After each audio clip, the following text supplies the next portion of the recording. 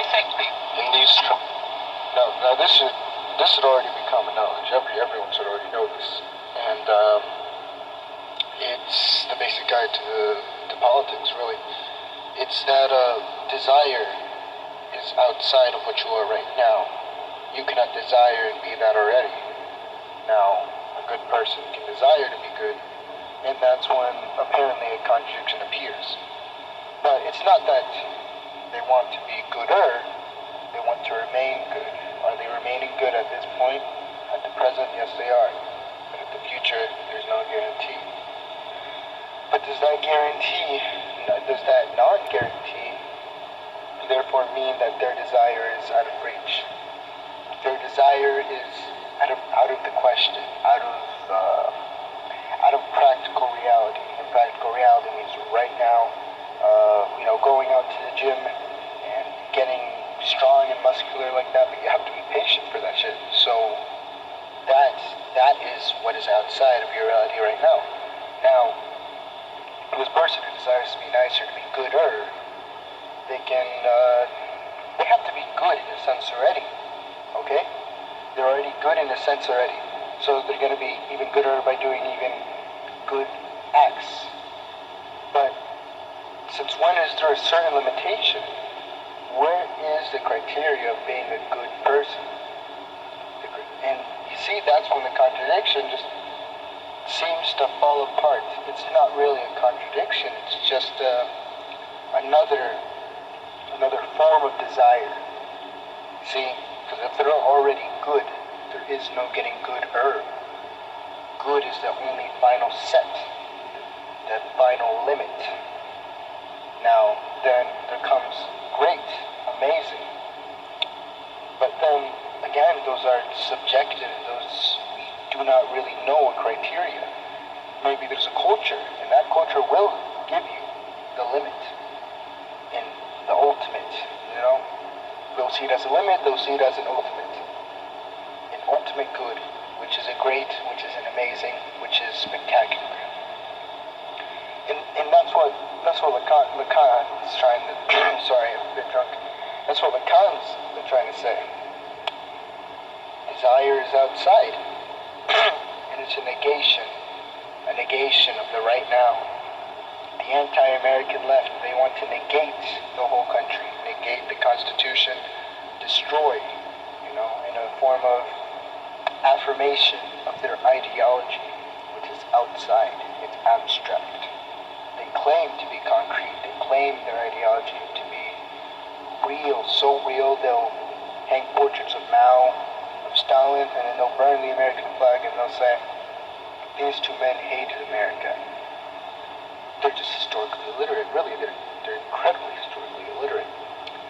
But, where was I going with this? The anti-American left are negating a whole negation of America, the United States of America, the Revolution, the Constitution, all of that. And that is their desire.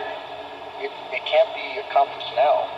It's not really a Soviet Union type situation where we can all agree to sign away the Union, adopt capitalism, all of that. It's more of it's something so concrete we cannot really fathom an end to the United States as a whole. Some people, as I said, the American and the anti-American left in America, they want to fathom that idealistically. Practically, I really just don't see it. It's an absolute negation. It's a form of desire that's not present, and I feel cannot be present. Now, future conditions could prove me wrong, and so maybe in this sense, this is where a contradiction arises with the whole previous example of the good person. But even then, it can collapse again. I feel it could collapse again because the Chinese civilization, very unified. Now here's the thing, really. People, look, I'll use an example. When Robespierre died, beforehand he was seen as a revolutionary leader of the people. But after his death, I think it was something really similar. A sort of, not a repetition, but a Khrushchev to Stalin. After, what's his name? Thermidorian, a reactionary political leader and ideology and movement within the French post-revolution that sort of damned Robespierre into making us see him as a bloody tyrant. And as I said, this is seen as a rhyme, the prelude to the rhyme of Khrushchev after Stalin. See, these two men, Stalin and Robespierre, moved history forward.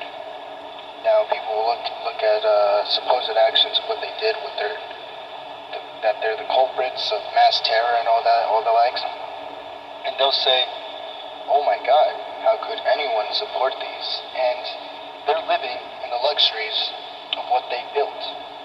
That is why the Mongolians have Genghis Khan, a huge Genghis Khan statue in their country. We'll look at his actions, him being a culprit of terror, say, "Holy shit, that's real bad, man." But he unified an entire region. He created so much progress and social progress.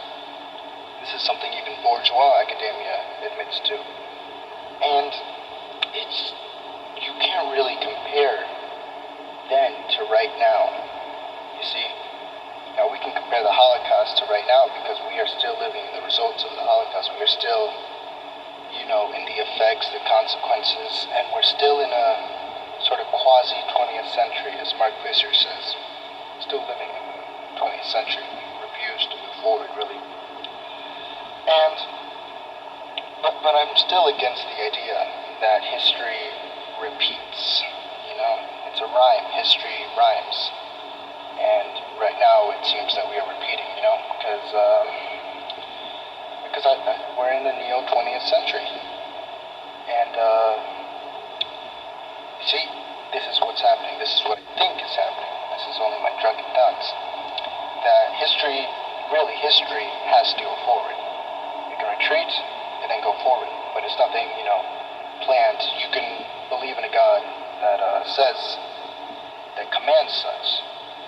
That has scriptures saying that God is, God is, the one to blame for all social progress, for all social regression, and we shall cheer it or we shall, confront it. And really history is supposed to go forward, no matter what. Now what we see is we're going forward, we're retreating, going forward, retreating, going forward, retreating. That, in a sense, is a repetition. That is why we say, wow, history repeats itself. 20th century and the few centuries beforehand are not, the criteria for what would be history in and of itself. That is not the totality of history. That is only our, modern conception of what history is. But our modern conception, our modern concept is seriously flawed. As I said, they're just reactions. Are they consequences? To an extent, yes. Robespierre, for all his grades and for all his faults, would ultimately lead to the reaction. And Joseph Stalin, for his faults and for his grades, would lead to the reaction of Khrushchev. Now, did they both want to prevent these? Yes. Did they know these were going to occur? Not exactly. But, that is the thing with history. It is forever future that we really want to control. And right now we're in control of the past and the present, the modern. And that's why we keep on repeating, But, I'm going to contradict myself right now. I'm going to say that we really have the future in our hands right now, yet we remain in the present and in the past. We, plan to do this. We keep on planning this forever, quote-unquote, unity of the present past.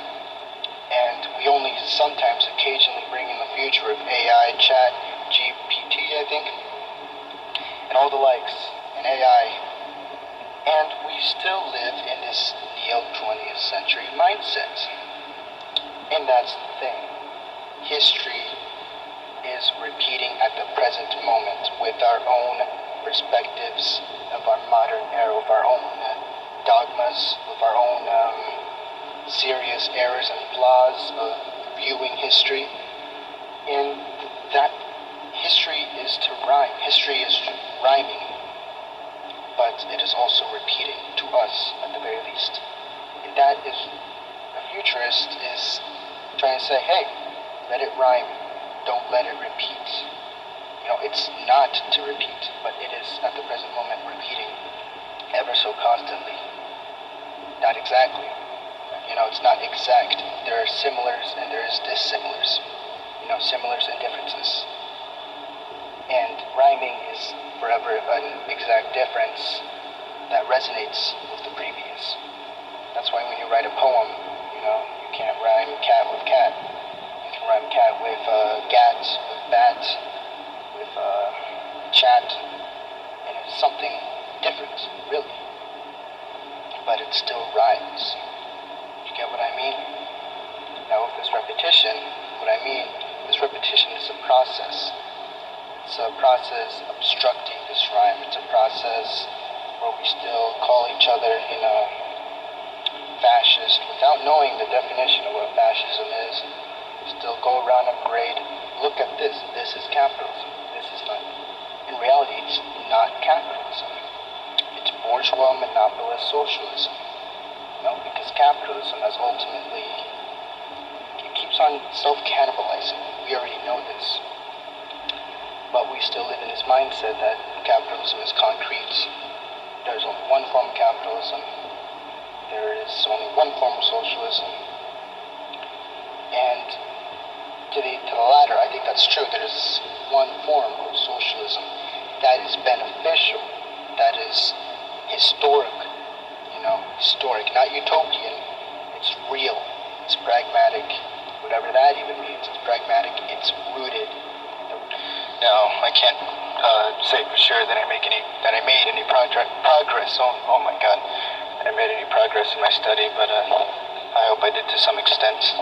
Just went through a library and tried to make sense of my drunken thoughts, but it didn't. Well, I made some sense of it. I connected it to the political nature of communism as a realization. Communism is free time, and all that stuff. And right now I'm on my way home from the library.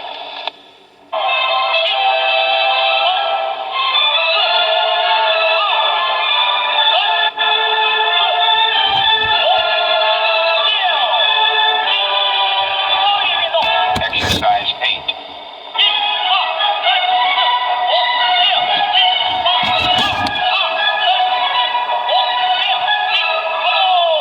32 running steps in same place, beginning on the left foot. 1, 2, 1, 1, 2, 1, 1, 2, 1.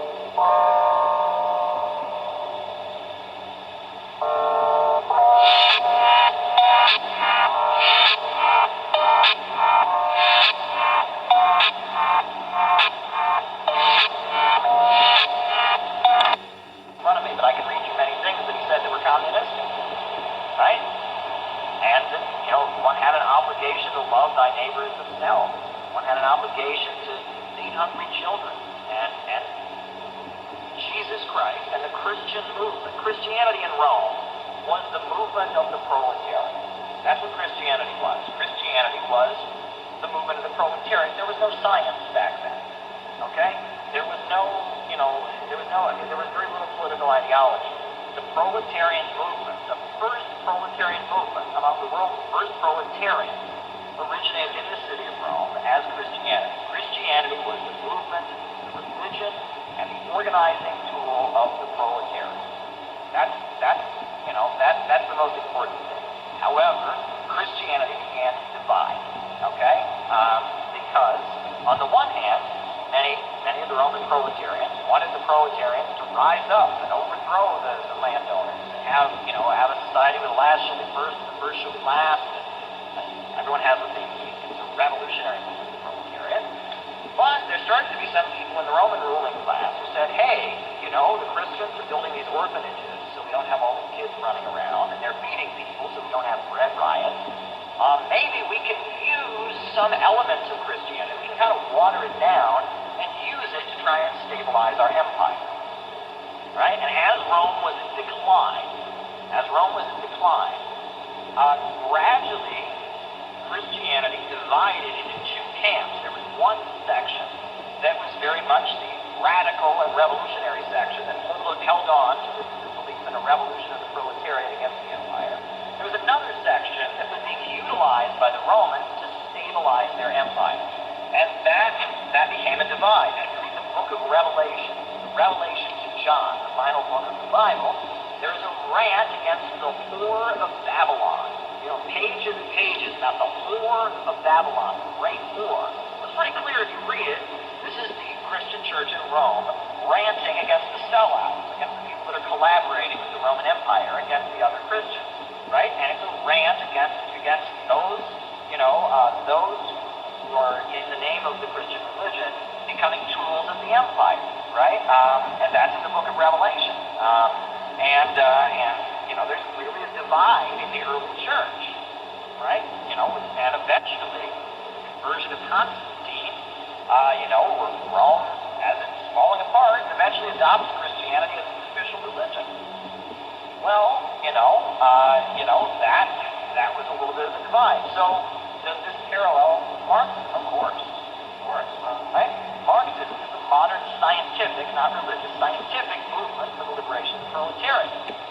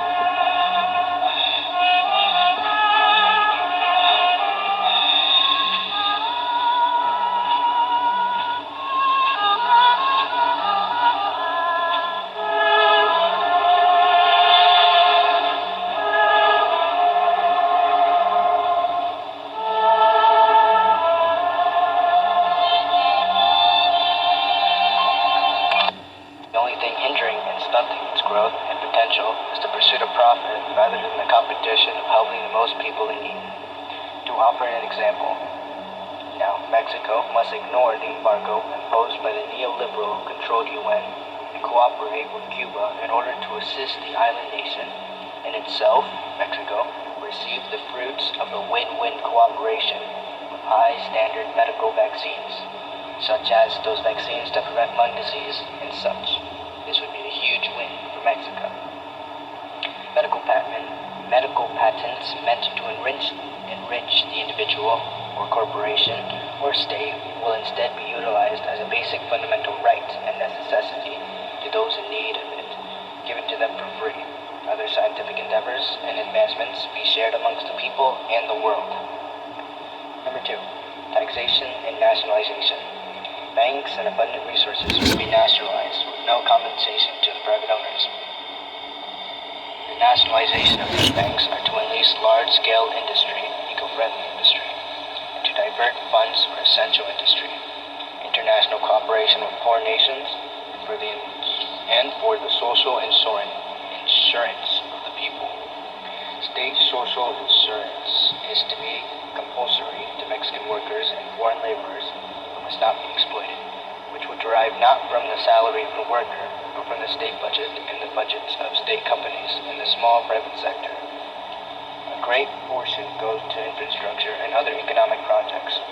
These economic projects being democratically elected by councils of poor peoples, workers, peasantry, and petite bourgeoisie. Now, I mentioned we are nationalist, so our third point of the socio-economic doctrine is this, is our approach to immigration and immigrants. Now, it is naive to enable mass migration to Mexico, just as it is to enable mass migration out of Mexico. There must not be serious goals or push to make these foreign workers into citizens, since they will feel alienated and will leave behind their nation, thereby leaving their nation full of less productive workers. There must be, however, an effort of understanding these foreign workers and granting them the full legal protection of citizenry and labor rights. The party must not perpetuate competition between native and foreign laborer. The state must not give special privileges to these migrants. In order to combat the flow of immigration, Mexico as a nation must invest in the poor nations in which they, the migrant workers, arrive from and develop their nations to be prosperous.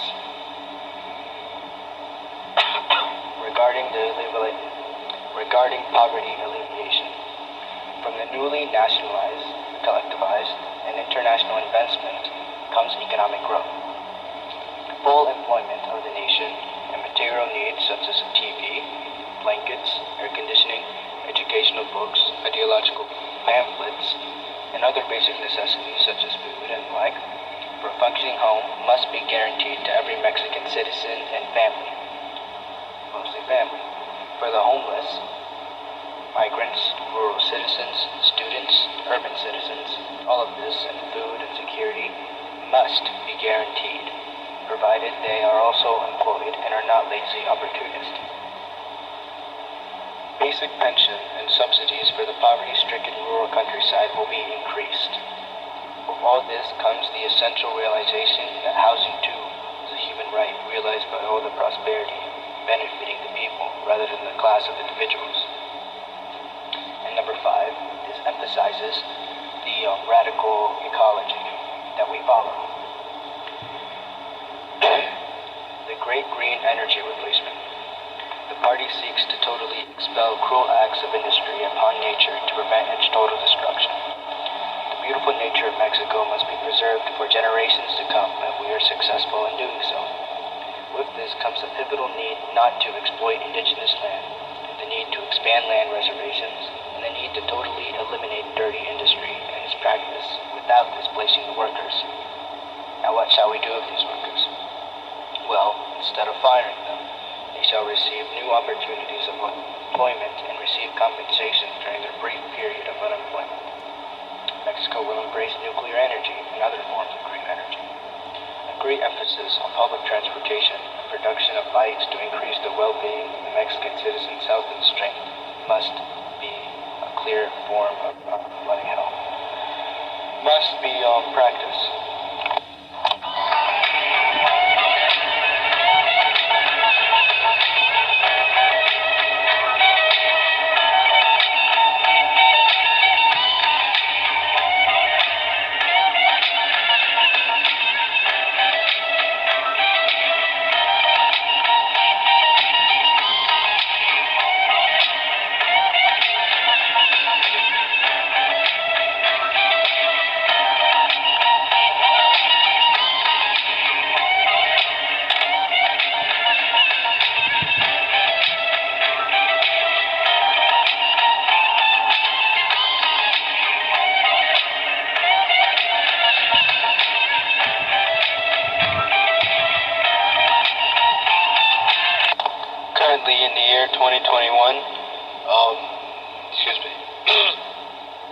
2021, Jose Maria Sison is the leader of the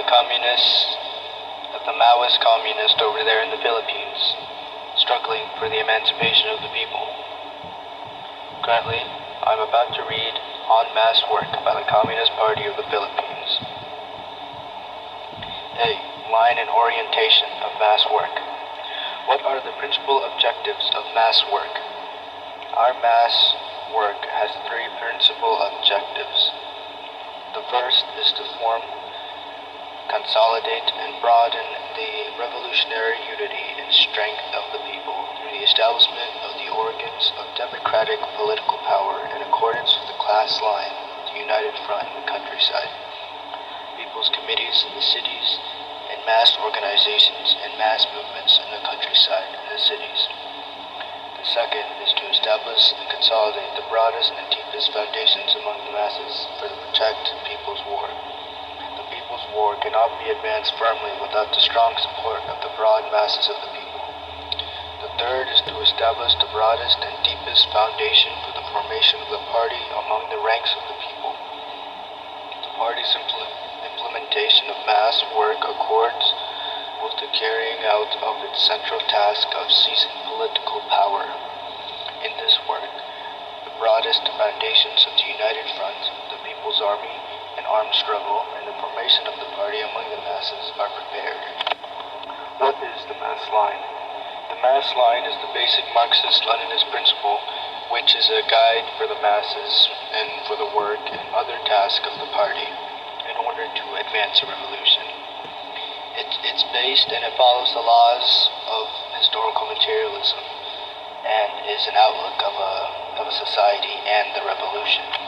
The most pivotal thing about the mass line is for the leaders who lead this mass line must have full trust in the people and must depend upon the people and a mobilization of the majority.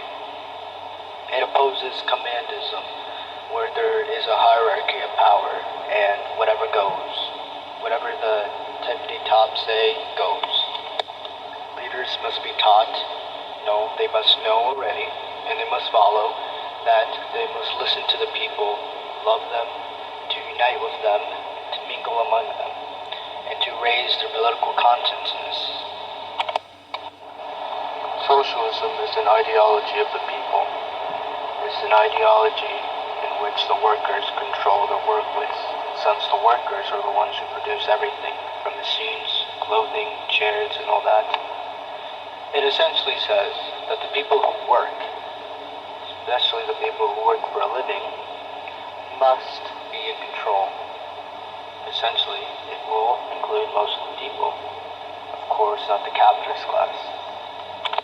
What I aim to establish in Mexico is a people's democracy between the petty bourgeois, the proletarian, industrial proletarian, the peasantry, and the other revolutionary classes against the capitalist neoliberal class.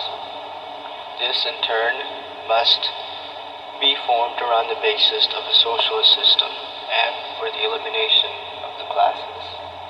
This is what Joseph Stalin has outlined, and is something we shall follow. Joseph Stalin is a titan of thought. His name is to be given to an entire century. Después de una revolución mexicana, uno debe preguntar qué va a pasar ahorita. Ahora es el momento de encontrar a los millones de desempleados con salarios sindicales. Ponlos a trabajar en la reconstrucción de carreteras, puentes, instalaciones de tratamiento de agua, centrales eléctricas, escuelas y hospitales del país. El ferrocarril de alta velocidad debe conectar a toda la nación para que todas las regiones serán prósperas. Las universidades deben renovarse para que produzcamos los mejores científicos y ingenieros del mundo. Las ganancias de la riqueza de México deben ir al país en general, no a los bolsillos de unos pocos capitalistas. El poder popular será mucho más capaz de administrar estos recursos de una manera sostenible y y ecológica para garantizar un futuro mejor frente a la inminente crisis climática. Perdón por mi mal español. La sociedad futuro será una sociedad socialista. Socialism eliminates the dictatorship of the minority class. In socialism, democracy is given to those who work for the benefit of all. Class struggle intensifies under socialism to ensure this, until exploitation is impossible. Socialism is the public ownership of production, which will be driven to serve you and your neighbor rather than an indifferent elite. Management and defense for the socialized economy is ensured by a democratic state of the working people. This state depends upon the people. So, the state gives the people labor rights, medicine, housing, education, and democracy. It will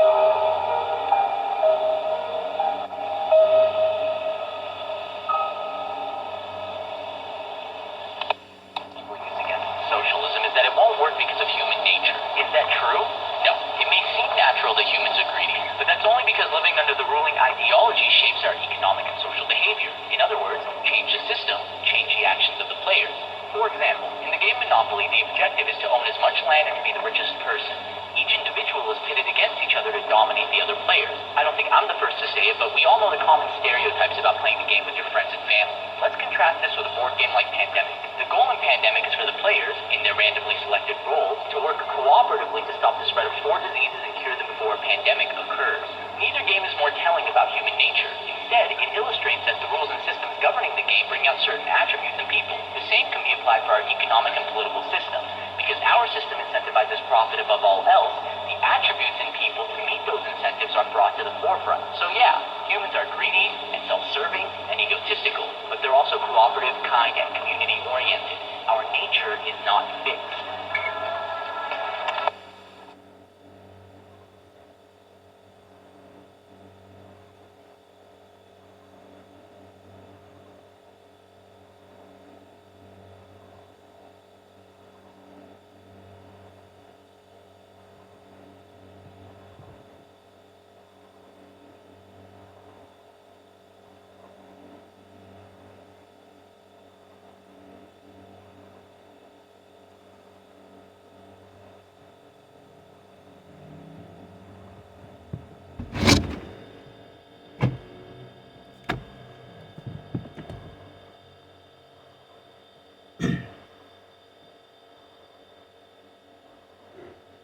Well, I think that's it.